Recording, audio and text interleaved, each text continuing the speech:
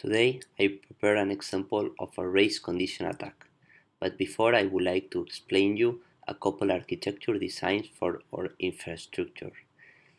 First, we have the monolithic, where all the business logic is contained in a single application. And the second one is the microservices, where we split the different kind of business logics into different applications. And then a new concept appeared in the market. We don't care about the hardware.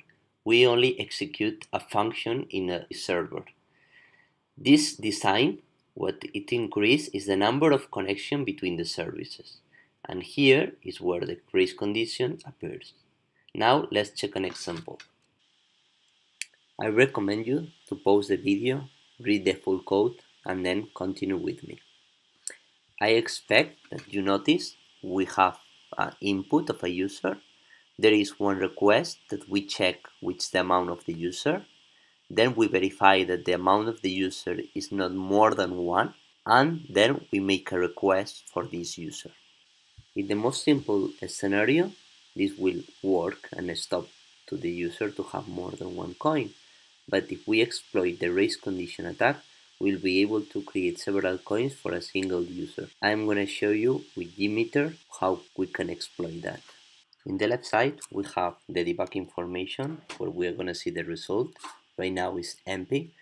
And in the right side, we have the thread groups.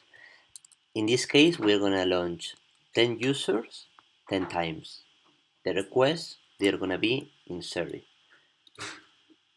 Okay, so we execute, and the result is what we expect: 1 user, 1 money, even it has been executed 10 times.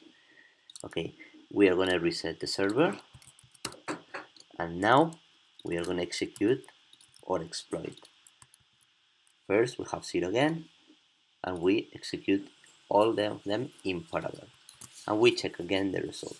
That is pretty different than the last time. Only when 10 users, we create this amount of money. Let's come back to the source code. Finally, I would like to give you a couple of remarks. The first one is that this attack can be increased if we prepare a denial of service into the same service, because the CPU is going to be saturated. The second one is how can we protect against this attack? This is very difficult. We have to think about our design.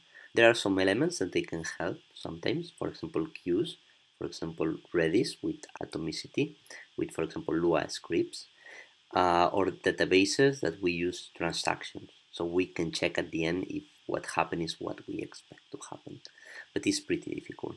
And the third one and last is why it's so difficult to find this attack.